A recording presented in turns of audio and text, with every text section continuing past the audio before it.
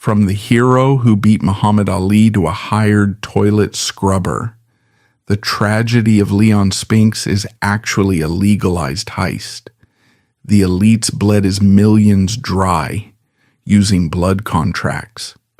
When he was crippled, they offered no treatment.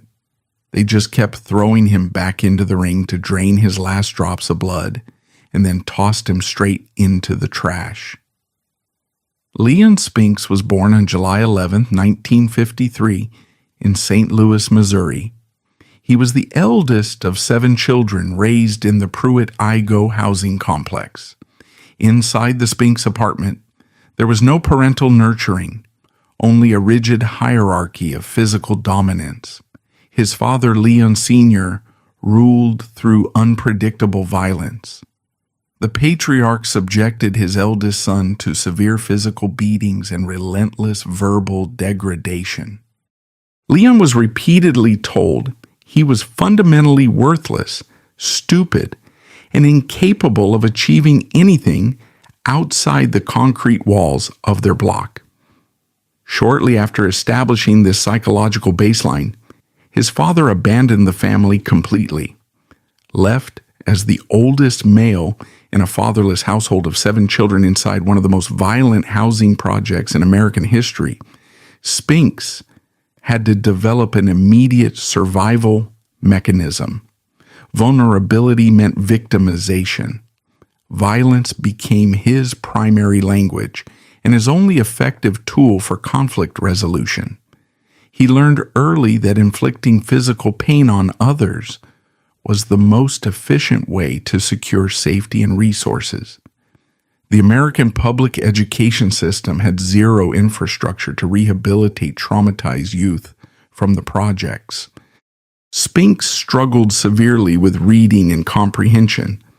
The classroom offered him no path to economic stability. Recognizing the futility of an academic system that had already written him off, he dropped out of high school in the 11th grade. In early 1970s, St. Louis, a young, uneducated black male with a history of violence, had 2 statistical destinies: the state penitentiary or the military. In 1973, Spinks chose the United States Marine Corps. Spinks entered the military, but he brought the psychology of Pruitt-Igoe with him. The Marine Corps relies on breaking down individuality to rebuild a compliant soldier. Spinks, conditioned by years of abuse to violently reject authority, clashed instantly with his superiors. His baseline reaction to orders was insubordination. He engaged in frequent fistfights with other recruits and actively challenged drill instructors. Under normal circumstances, he would have been dishonorably discharged within weeks. His boot camp training, normally a standard 12-week process, was dragged out to an unprecedented 6 months due to constant disciplinary infractions. However, the military identified a highly valuable asset hidden beneath the insubordination: his raw, explosive capacity for physical destruction. The Marine Corps did not expel him. They redirected his hostility into their institutional boxing program. The boxing ring provided the first structured environment where Spinks was rewarded rather than punished for his aggression. Under the rigid parameters of military boxing, Spinks evolved from a street brawler into a highly technical, high-volume puncher. He fought with a reckless swarming style, relying on an inexhaustible gas tank and a complete disregard for incoming damage. It was during a vicious sparring session in the Marine camp that he suffered a severe headbutt. The impact shattered his front teeth, requiring them to be pulled. He never bothered to replace them. The resulting gap-toothed grin became a permanent physical marker of his willingness to absorb trauma. Between 1973 and 1976, the military machinery funded and deployed Spinks across the globe to dominate the amateur ranks. He built a staggering record of 178 wins against only 7 losses, with 133 of those victories coming by way of knockout. The high knockout ratio was an anomaly in amateur boxing, which heavily favored point scoring over sheer power. Spinks fought with professional-level malice. He secured the bronze medal at the 1974 World Amateur Boxing Championships in Havana, Cuba. The following year, he captured the silver medal at the 1975 Pan American Games in Mexico City. But the definitive spike in his market valuation occurred at the 1976 Summer Olympics in Montreal. Spinks was a core component of what is widely considered the greatest United States Olympic boxing team ever assembled, a squad that included future world champions Sugar Ray Leonard, Howard Davis Jr., and his own younger brother, Michael Spinks.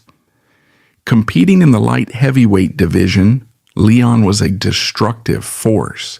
He marched through the tournament bracket, overwhelming technically superior Eastern Bloc fighters with a sheer volume of punches that broke their stamina. In the gold medal match, he faced the highly touted Cuban fighter, Sixto Soria. Spinks did not look to outpoint him.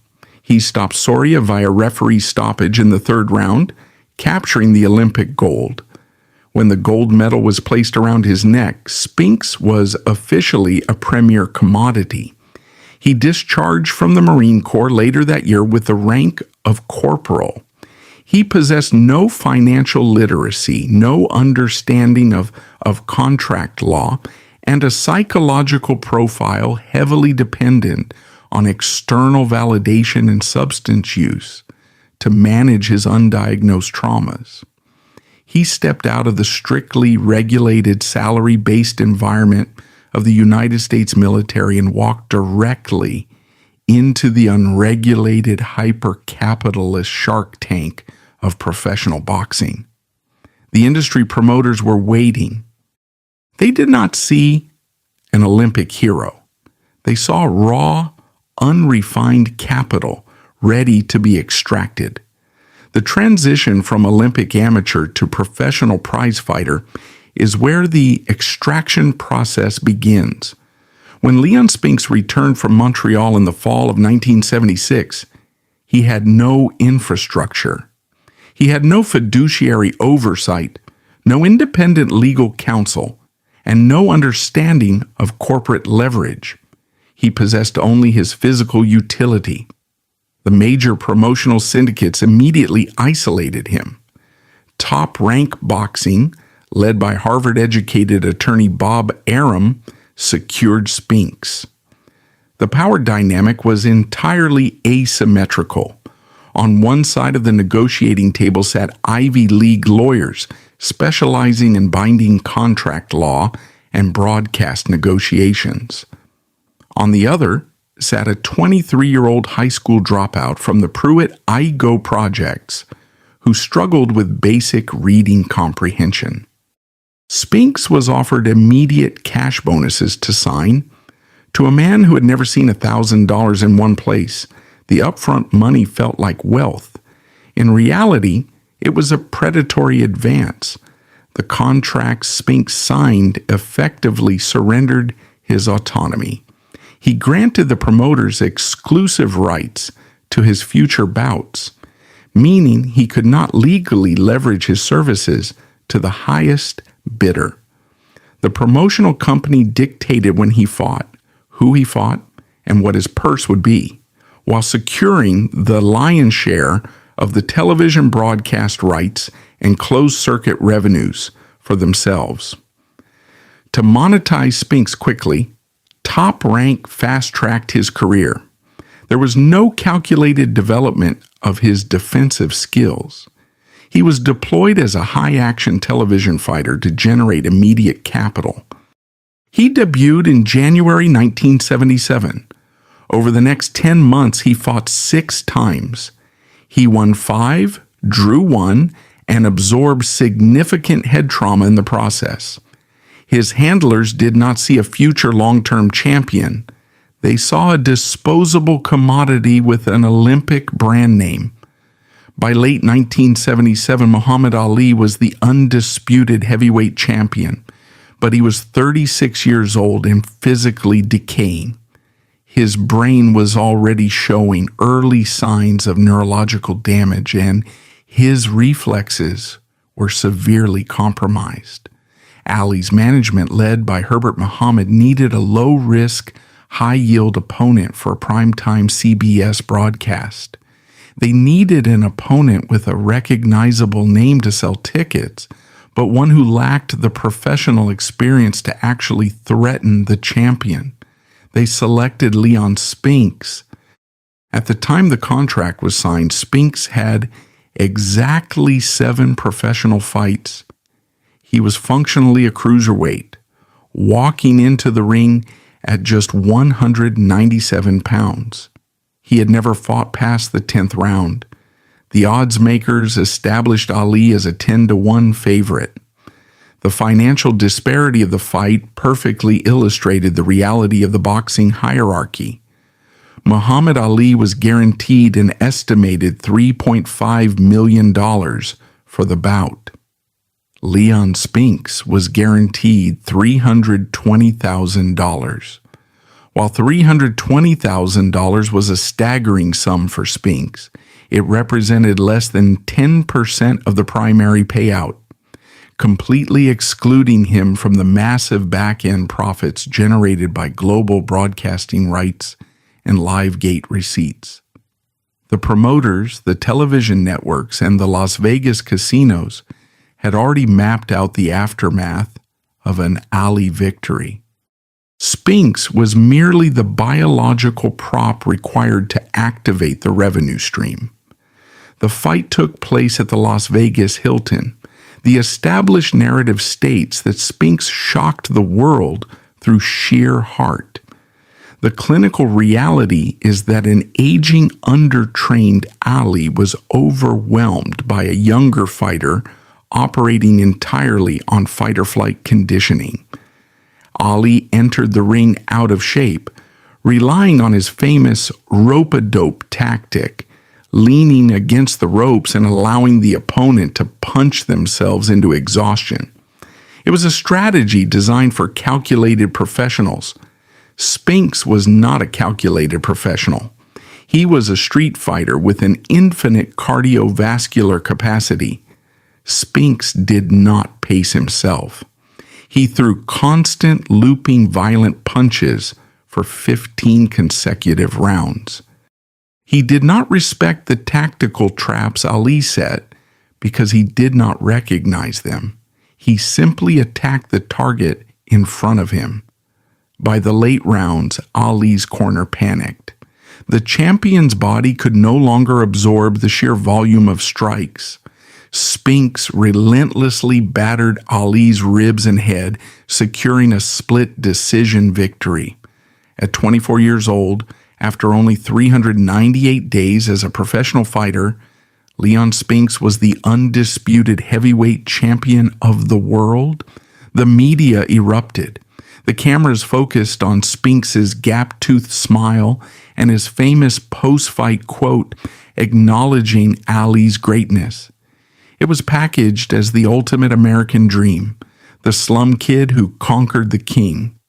Behind the scenes, it was a corporate disaster. The promotional machinery had not planned for a Spinks victory. Their highly marketable global icon had just been dethroned by an unpredictable, unpolished novice.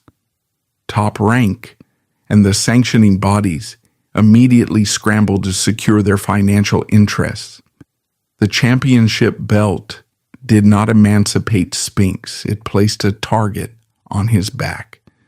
Within 48 hours of his victory, his hotel suite in Las Vegas was overrun. The moment the decision was announced, the barriers of entry to Spinks collapsed. Because he had no competent fiduciary management to act as a firewall, Anyone with a tailored suit and a pitch could access him. A swarm of advisors, consultants, and street-level opportunists descended upon the new champion. They recognized instantly that Spinks had no concept of taxation, investment, or legal liability. The extraction accelerated. To maintain his sudden status and buy the loyalty he never had as a child, Spinks began funding an entourage that quickly swelled to dozens of people. He paid for their hotel rooms, their food, their flights, and their entertainment. He was the undisputed heavyweight champion of the world, generating millions of dollars for the casino and broadcast industries. Yet his personal accounts were already being systematically dismantled by the very people employed to protect him. The system had found its perfect host. The morning after the February 1978 victory, Leon Spinks was the undisputed heavyweight champion. Mathematically, his financial reality was already compromised. The guaranteed purse from the night before was instantly cannibalized. After management took their cut and the fees for trainers, sparring partners, and immediate taxes were skimmed off the top, Spinks netted a mere fraction. But the system did not care about his current bank balance. It hungered for his future earning potential. The immediate objective of the boxing power brokers was to orchestrate a rematch with Muhammad Ali. A rematch guaranteed a massive global television audience and unprecedented live gate revenue. Spinks signed a contract guaranteeing him a record-breaking $3.75 million for a second fight with Ali, scheduled for September 1978. This contract was a financial death warrant disguised as a lottery ticket. To a man from Pruitt-Igoe, $3.75 million sounded infinite. To the accountants, lawyers, and promoters surrounding him, it was a fixed asset ready to be dismantled. Spinks was immediately surrounded by an entourage that swelled to over 70 individuals. These were not trainers or strategists, they were leeches on the payroll. Spinks funded a daily operational overhead that included multiple hotel suites, rental cars, domestic flights, and luxury goods for dozens of people. Simultaneously, the white-collar extraction accelerated. Spinks was instructed to sign power of attorney documents. He surrendered the legal right to control his own accounts to businessmen who claimed to be protecting him.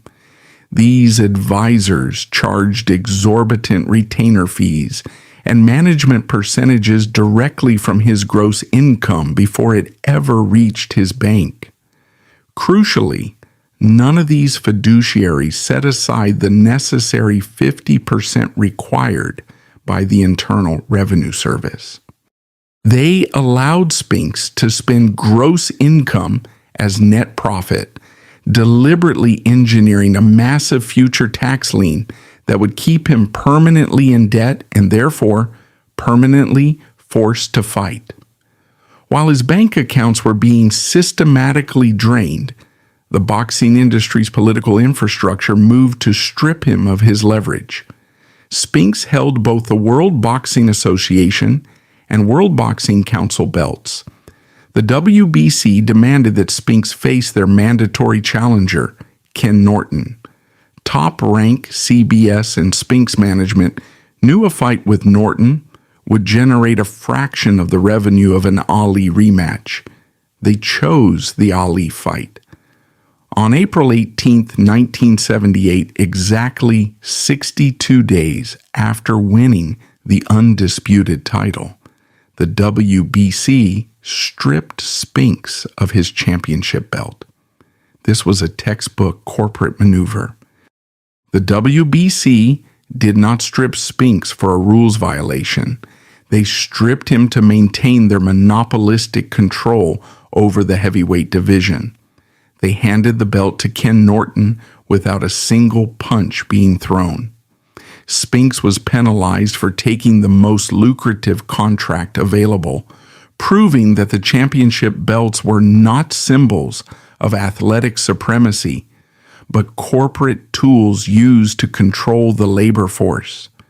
To keep Spinks compliant leading up to the September rematch, the system required him to be distracted. Spinks managed his undiagnosed trauma and sudden immense stress through aggressive substance abuse. Cocaine and alcohol became his primary coping mechanisms. The promoters and his management team were fully aware of his escalating addiction. They did nothing to stop it. A fighter in a state of chemical dependency is pliable.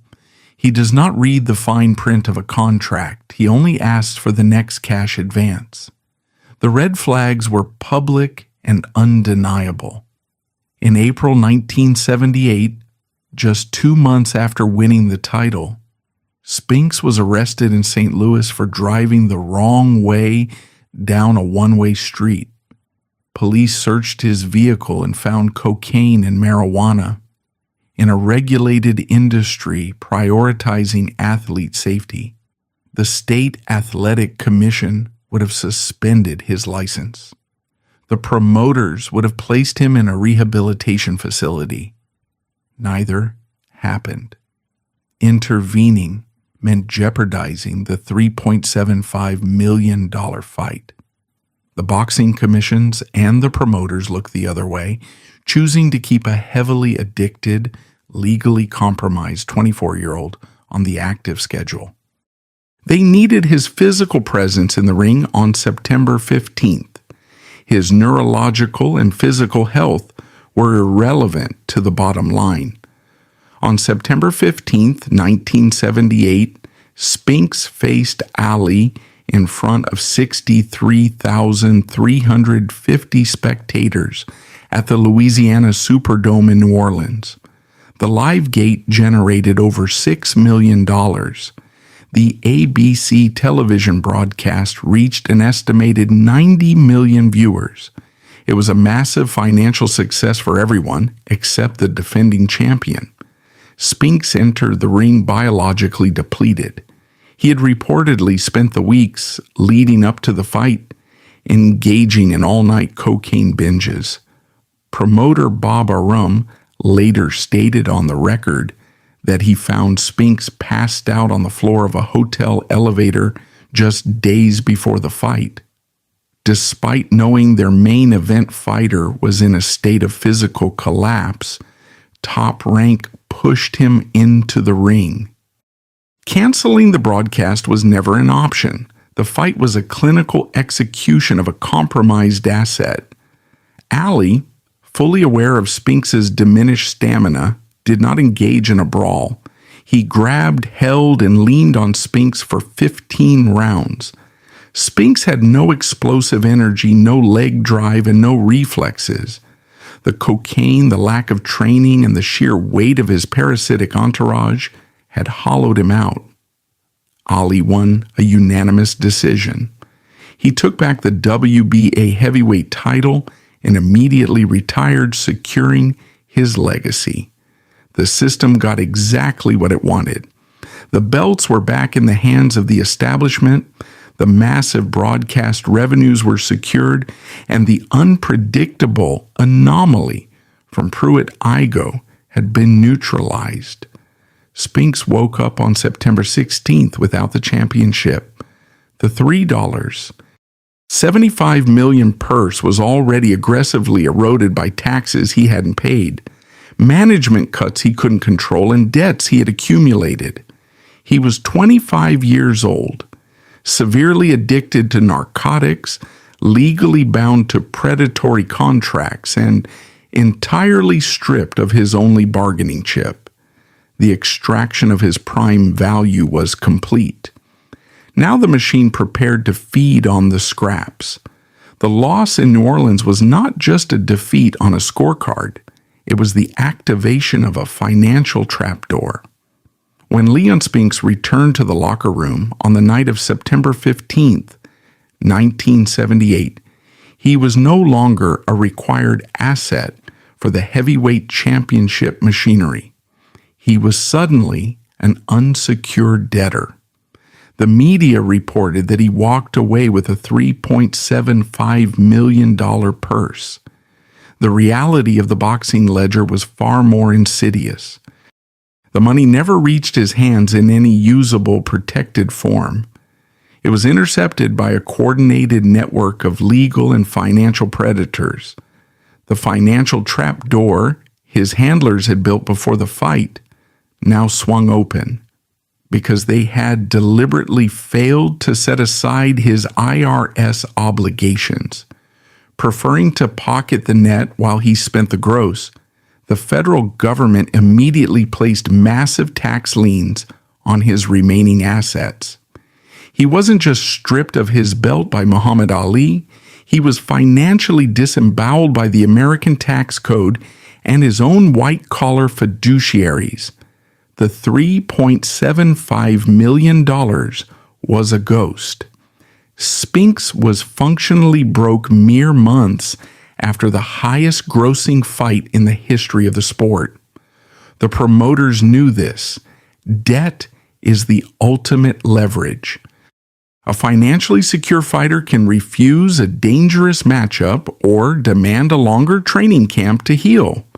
A fighter with a six-figure IRS lien, a massive entourage, and a severe chemical dependency cannot negotiate. He has to accept whatever contract is pushed across the table. The physical decay of Leon Spinks was not a slow, natural decline. It was an accelerated biological collapse actively engineered by his environment. Boxing inherently damages the brain. Every punch absorbed causes the brain to strike the inside of the skull, shearing microscopic blood vessels and tearing neurological pathways. The standard medical protocol for acute head trauma requires prolonged periods of rest to allow the brain to reduce swelling.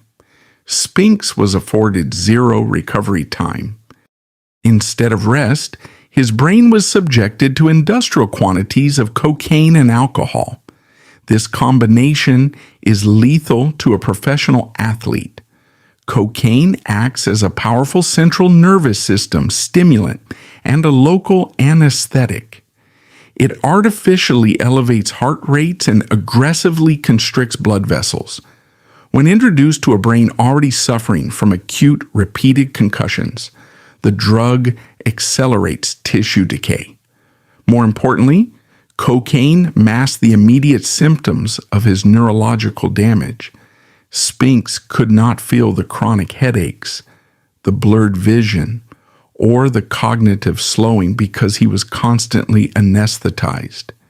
His handlers and the boxing establishment observed this rapid deterioration firsthand. They watched a 25-year-old man slur his words and stumble through basic training drills. They witnessed the violent mood swings and the erratic, paranoid behavior symptomatic of both heavy narcotic use and early-stage chronic traumatic encephalopathy. They documented it, ignored it, and proceeded to book his next bout. Intervening meant halting the production line. To the promoters, Spinks was no longer a champion to be protected. He was a recognizable brand name to be sold off in pieces. In the United States, state athletic commissions are legally mandated to protect the health and safety of combat sports athletes. They are the final checkpoint. They have the absolute authority to deny a fighter a license if they fail medical examinations or demonstrate compromised physical capacity. In the case of Leon Spinks, the regulatory system failed completely and deliberately. The commissions function in a symbiotic relationship with the promoters. Major fights generate massive tax revenue for the state and the host city. Las Vegas, Atlantic City, and Detroit athletic commissions routinely pass Spinks on his pre-fight physicals. These examinations were often perfunctory check-the-box exercises. No commission ordered an advanced neurological scan. No commission enforced a mandatory rehabilitation stint despite his highly publicized arrests for narcotics possession. In January 1981, Spinks was brutally mugged in Detroit. He was ambushed, stripped of a $45,000 fox coat, and his assailants literally pried his gold dental bridge out of his mouth. The incident was not treated as a horrific crime against a vulnerable, mentally declining man. The sports media printed the story as a punchline. The boxing establishment used it as proof of his wild lifestyle. 2 months later, a state athletic commission cleared this exact same man to step into a ring against Larry Holmes for the WBC heavyweight championship. They cleared a medically compromised, traumatized victim of a violent street robbery to face the most dangerous heavyweight on the planet simply because the broadcast network demanded the fight. The June 1981 fight against Larry Holmes was not a sporting contest. It was a scheduled execution. Holmes was an elite, technically flawless champion at the absolute peak of his physical prime. Spinks was a hollowed-out shell, functioning on muscle memory and desperation. The promoters sold the event on the ghost of Spinks' 1978 victory over Ali. The public paid to see if the magic was still there. The industry knew it was not. Holmes systematically dismantled Spinks. He used a piston-like jab to keep Spinks at a distance, battering his skull repeatedly before stopping him in the third round. Spinks absorbed catastrophic, life-altering brain damage in those 9 minutes. The referee and the ringside physicians watched a man being effectively lobotomized on national television and allowed it to happen until Spinks could no longer stand. This brutal loss marked the permanent transition of his career. Spinks was relegated to the role of a gatekeeper. In the boxing economy, a gatekeeper is a former champion whose name still holds promotional value, but whose skills have deteriorated to the point where they pose no real threat to rising prospects. Promoters use gatekeepers to build the records of their new, younger investments, to pay his mounting debts, the IRS liens, and to feed his addictions. Spinks was forced to fight constantly. He was deployed across the country, fighting in smaller venues, taking heavy damage from men he would have easily destroyed 3 years prior. He was bumped down to the cruiserweight division, forcing him to undergo brutal weight cuts that further drained the cerebrospinal fluid, protecting his already battered brain. The system kept him actively employed because his suffering remained profitable. Every time he stepped into the ring and absorbed another concussive blow, a promoter took a cut, a manager took a percentage, and the athletic commission collected a tax. They built their portfolios by selling tickets to his slow public suicide. The boxing industry operates on a ruthless biological timeline. When a fighter's heavyweight marketability evaporates, the system forces a physical downgrade. By the mid-1980s, Leon Spinks was considered too neurologically compromised and physically undersized to compete against the new generation of super heavyweights. He was effectively locked out of the million-dollar network broadcasts, but his name still held residual value. To access that value, his promoters demanded he drop down to the newly established cruiserweight division, capped at 190 pounds. This was not a strategic career move. It was an order. For a man in his 30s with a heavily abused liver, years of severe cocaine dependency, and an undisciplined lifestyle. Cutting down to 190 pounds was a biological nightmare. Weight cutting is essentially controlled dehydration. It drains the fluid from the body's organs. Crucially, it drains the cerebrospinal fluid that surrounds and protects the brain inside the skull. When a severely dehydrated fighter takes a punch to the head, the brain lacks its natural shock absorber. The impact against the skull is direct, catastrophic, and permanent. The promoters and the athletic commissions understood this physiological reality perfectly. They mandated the weight cut anyway. The setup for the ultimate mainstream extraction took place in Reno, Nevada. Spinks was booked to fight Dwight Muhammad Qawi for the WBA Cruiserweight Championship. The matchmaking was entirely predatory. Qawi was a 5'5" relentless pressure fighter who had learned to box while serving time for armed robbery in Rahway State Prison. He was a master of inside fighting, known for breaking his opponents down with brutal body shots and short, concussive hooks to the head. Qawi was exactly the type of fighter you do not put in front of a man with compromised reflexes and a deteriorating chin. Spinks stepped onto the scales looking emaciated. His face was gaunt, his eyes vacant. The pre-fight medical screening by the Nevada State Athletic Commission consisted of checking his blood pressure and shining a light in his eyes. He was cleared to fight. The bout was not a competition. It was a prolonged televised assault. Qawi recognized immediately that Spinks had no punch resistance. He walked through Spinks's weak jabs and pinned him to the ropes. For 5 rounds, Qawi treated the former heavyweight champion of the world like a heavy bag. He methodically battered Spinks's ribs, liver, and head. Spinks had no defensive guard left. His neurological pathways were too degraded to signal his hands to protect his face.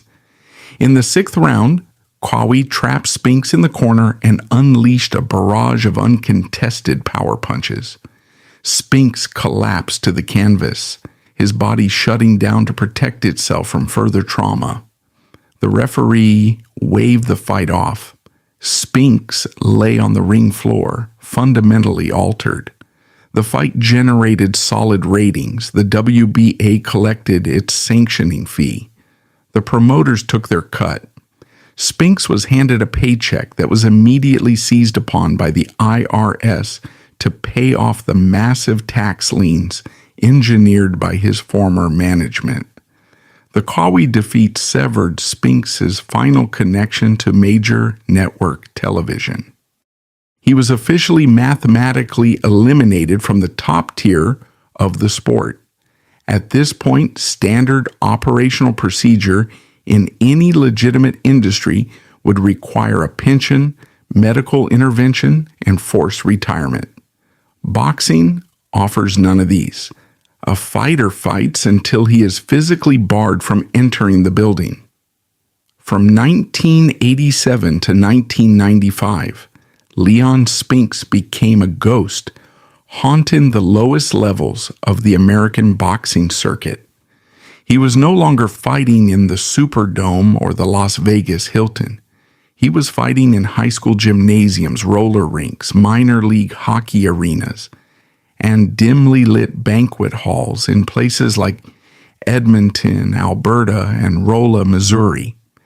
The economic mechanics of this tier of boxing are inherently exploitative. Local, small-time promoters operate on razor-thin margins. They do not have network television money. They rely entirely on local ticket sales. To sell tickets in a town of 10,000 people, they need a recognizable name.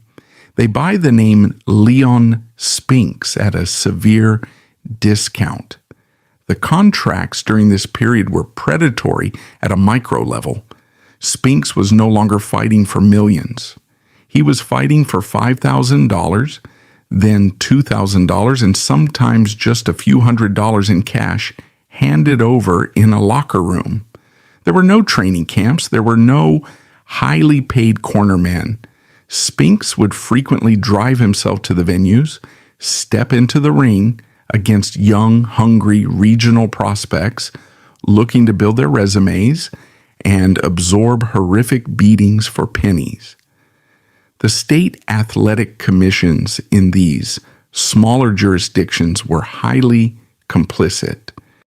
In places where boxing regulations were virtually non-existent, promoters bypassed even the most basic medical checks. They threw a neurologically decaying man into the ring against men 15 years his junior. Spinks lost to fighters whose names do not appear in any significant boxing history books. He was knocked out by journeymen with losing records. His reflexes were gone. His speech was heavily slurred, and his gait was permanently altered. Yet the local promoters kept printing his name on the posters. Tonight, watch the man who beat Muhammad Ali. They were selling tickets to a public execution, monetizing his brain damage round by round. By 1992, even the most corrupt American boxing commissions began to balk at sanctioning Spinks. The physical deterioration was too obvious, the liability too high. When the domestic market finally closed its doors, the global capitalist machine found a new venue for extraction. Spinks was outsourced to Japan. He was not brought to Japan to box. He was brought to Japan to participate in Atsushi Onita's frontier martial arts wrestling. FMW was not standard professional wrestling.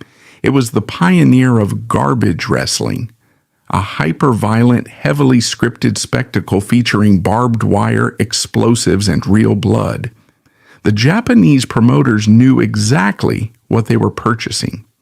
They were buying the dignity of an American Olympic gold medalist and the man who dethroned Muhammad Ali entirely for the purpose of degrading him for the amusement of a foreign audience. Spinks was thrust into the FMW ring. He was tasked with participating in absurd scripted brawls against Japanese wrestlers. In 1992, he was booked to win the inaugural FMW Brass Knuckles Heavyweight Championship. The title was a worthless prop. The spectacle was deeply cynical. Spinks, suffering from advanced stages of CTA, was forced to take physical bumps, crash into turnbuckles, and participate in a circus act simply to generate the cash needed to survive. The men in suits who arranged this transition did not care about his legacy. They recognized that his brand was a distressed asset. In corporate restructuring, when an asset can no longer produce its primary product, it is sold for scrap. FMW was the scrapyard. The boxing establishment had squeezed every legitimate dollar out of his talent, his youth, and his brain cells. Now the international wrestling circuit was squeezing the final drops of his dignity. They paraded a broken, confused, and heavily exploited man in front of cheering crowds, paying him a fraction of the gate receipts while his cognitive function faded to black. This was the ultimate triumph of the system. They had taken a kid from the Pruitt-Igoe projects, weaponized his trauma, claimed his Olympic gold, stolen his heavyweight millions through white-collar fraud, allowed cocaine to rot his nervous system, and finally reduced him to a performing clown in a barbed wire wrestling ring. And through every single step of the process, the contracts were legally binding, and the promoters walked away rich. The ecosystem of professional boxing is held together by cash flow.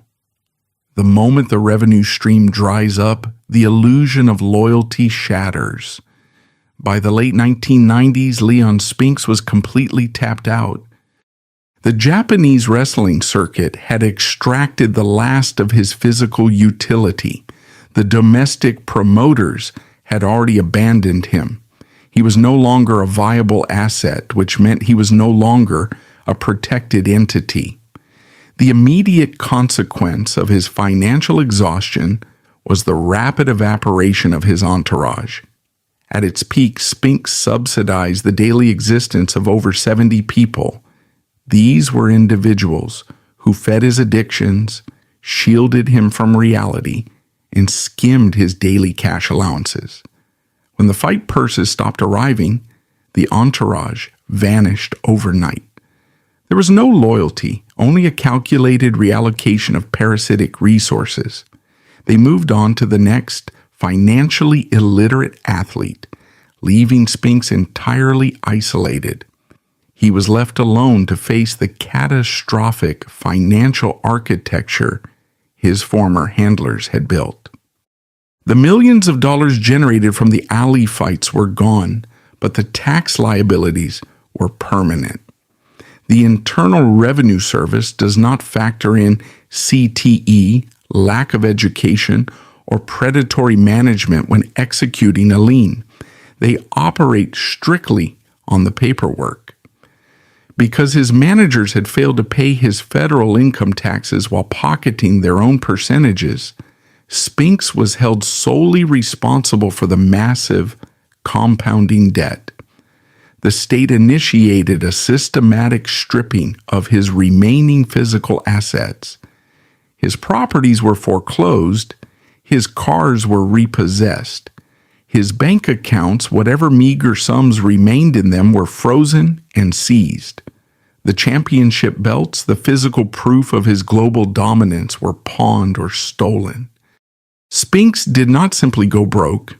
He was mathematically dismantled by the legal and tax systems that his corporate handlers knew how to manipulate and which he could not even comprehend. The fall was absolute. There is no pension in professional boxing. There is no union. There is no 401k or post-career medical insurance. A fighter's safety net is exactly what he has in his pocket on the day he retires. Spinks had nothing. By the late 1990s, the man who had generated millions of dollars in broadcast revenue for CBS and ABC was officially homeless. He returned to the only geography that would accept him, the fractured, impoverished streets of the St. Louis metropolitan area. Spinks ended up in a homeless shelter in East St. Louis, Illinois, one of the most economically devastated and violent cities in the United States. The contrast was a brutal indictment of the sports entertainment industry. Promoters like Bob Arum and Don King were operating out of luxury penthouses, their wealth secured by the physical sacrifices of men like Spinks. Meanwhile, Spinks was sleeping on a canvas cot in a municipal shelter, waiting in line for state-funded soup. The boxing establishment knew exactly where he was. They read the same newspaper reports detailing his homelessness. Not a single promotional company, broadcast network, or sanctioning body intervened. The asset was fully depreciated. Stepping in to help would be a bad corporate investment. In a desperate bid to escape the drugs and the toxic environment of East St. Louis, Spinks relocated to Columbus, Nebraska in the early 2000s. He was looking for geographic isolation. What he found was manual labor and public humiliation. To satisfy his basic need for food and shelter, Spinks entered the minimum wage workforce. In 2005, at the age of 52, he was employed as a janitor at a local YMCA and as a weekend employee at a fast food restaurant. The physical reality of this labor was excruciating. Boxing had destroyed his joints. Years of road work in heavy boots and thousands of rounds of absorbing body blows had left him with severe, crippling arthritis. Yet the hands that had battered Muhammad Ali were now forced to scrub public toilets, mop locker room floors, and unload heavy supply trucks. The systemic degradation was absolute. He was a man with a broken neurological system, slurring his words, missing his front teeth, wearing a janitor's uniform. But his face was still universally recognizable. He could not blend into the background. Every patron who walked into that YMCA knew exactly who was mopping their floor. The media occasionally sent camera crews to Columbus, not to investigate the corporate fraud that put him there, but to film his menial labor as a cautionary tale. They weaponized his poverty for ratings, just as they had weaponized his youth for pay-per-view buys. Fame without the protection of wealth is a massive liability. In Nebraska, Spinks was an accessible target. He frequented local bars, still battling the alcohol dependency the boxing industry had happily accommodated years prior. But he was no longer protected by bodyguards or promotional security because he was the man who beat Ali. He became a walking trophy for local aggressors. Drunk, aggressive men in these blue-collar bars constantly challenged him. They wanted the barroom clout of throwing a punch at a former heavyweight champion. Spinks was subjected to relentless verbal provocation and physical cheap shots. He could not defend himself. His brain, riddled with CTE, could no longer process incoming threats fast enough to react. His equilibrium was shot. The reflexes that once allowed him to slip a heavyweight champion's jab were entirely gone. Men who would not have lasted 30 seconds in a gym with him in 1978 were now physically assaulting him in parking lots. The fame the promoter sold him had mutated into a permanent target on his back. He was forced to absorb violence for free simply because his face was too famous to hide. The most devastating proof that the capitalist extraction of Leon Spinks was a temporary lease rather than a permanent escape occurred in 1990. Spinks had fought to pull his family out of the systemic poverty of Pruitt-Igoe. He generated the wealth necessary to break the cycle. But because the system allowed that wealth to be stolen and mismanaged, the cycle immediately reclaimed his bloodline. His 19-year-old son, Leon Calvin, was a rising light heavyweight boxing prospect. He was attempting to replicate his father's path, viewing the violence of the ring as the only viable exit strategy. But the environment caught him first. On July 22, 1990, Leon Calvin was gunned down in a drive-by shooting on the streets of East St. Louis. He was shot multiple times and left dead in his car. The murder was a clinical demonstration of structural violence. The boxing industry loves the narrative of the sport saving young men from the streets. The reality is that the industry merely borrows them. The moment the promoters stopped funneling money into Spinks's accounts, the gravity of the ghetto pulled his family right back into the concrete. Spinks had conquered the world on global television, but he lacked the corporate and legal armor to protect his own son from the exact same street-level violence he had originally been recruited to fight his way out of. The machine did not care. Spinks was expected to bury his son, absorb the trauma, and get back into the ring to fulfill his bingo hall contracts. There was no grief counseling provided by the athletic commissions.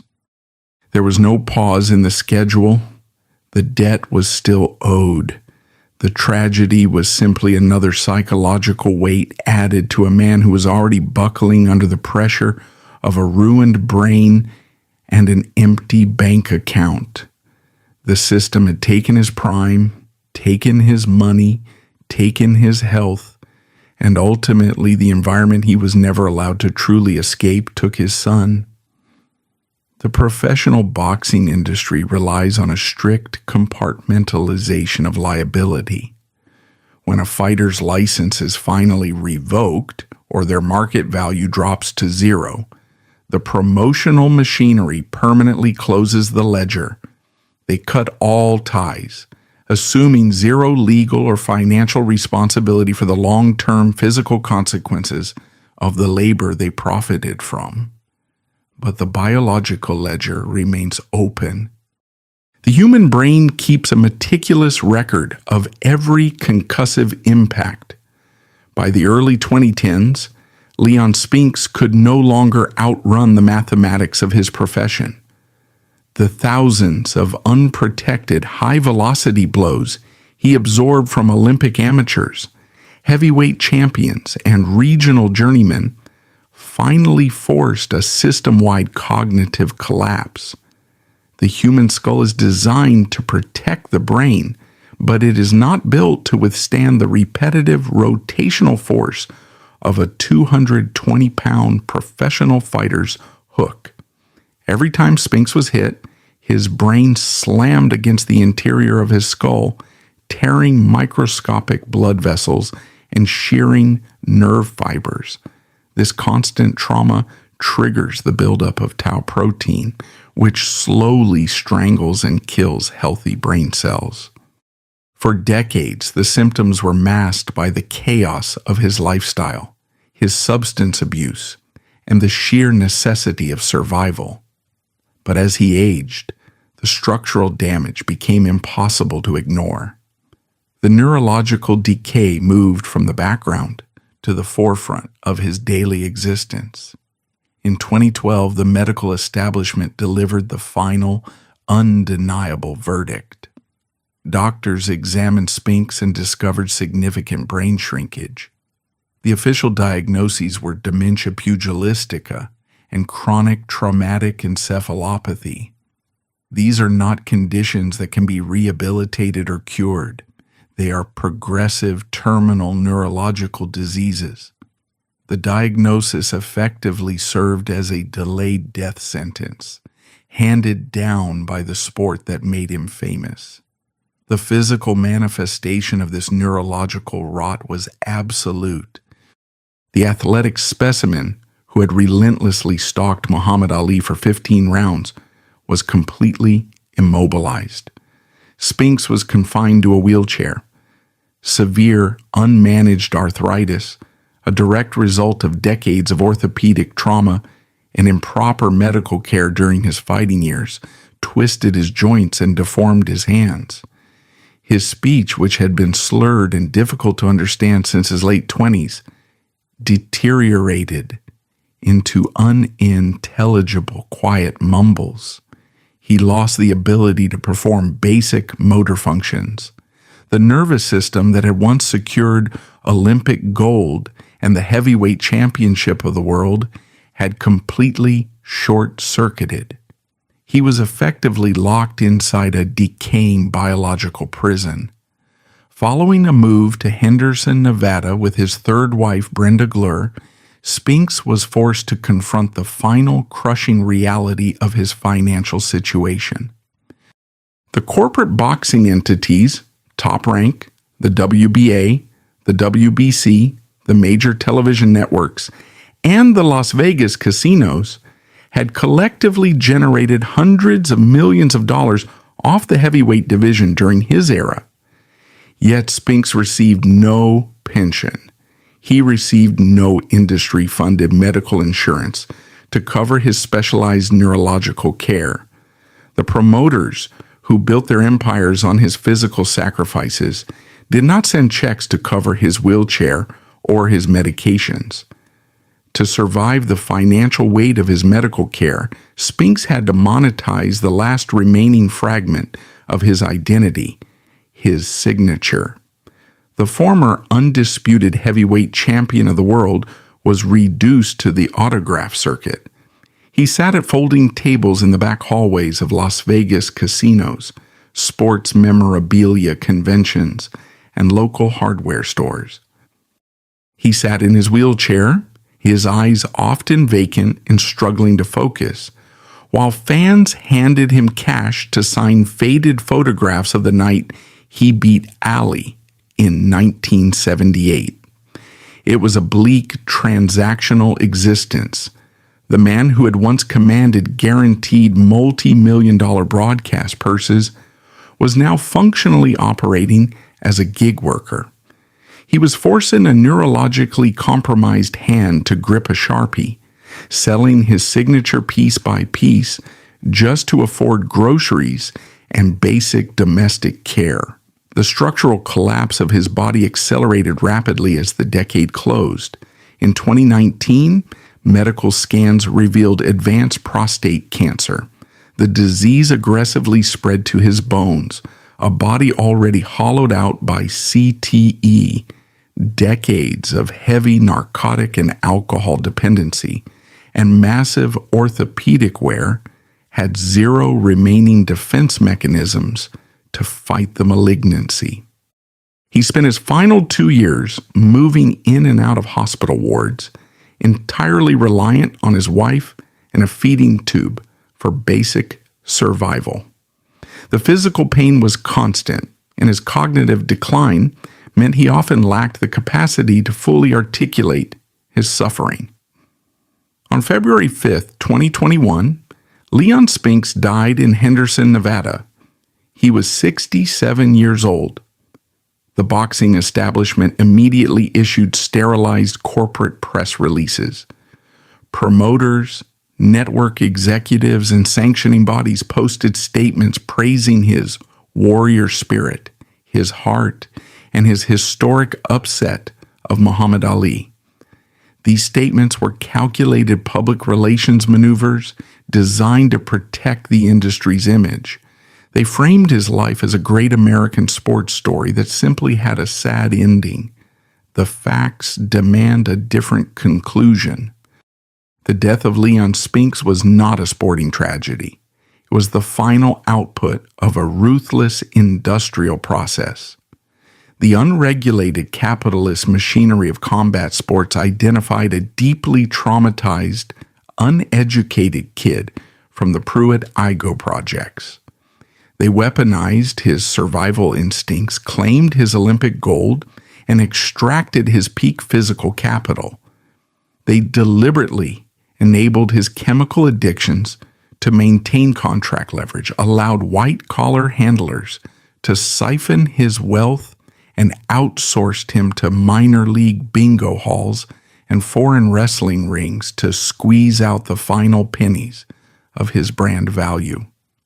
When there was nothing left to extract, they discarded him into the shelter system and left him to die in a wheelchair. The legacy of Leon Spinks is not a championship belt. It is the cold, undeniable proof that the professional fighting industry operates as a legal meat grinder, manufacturing gods strictly to harvest their blood.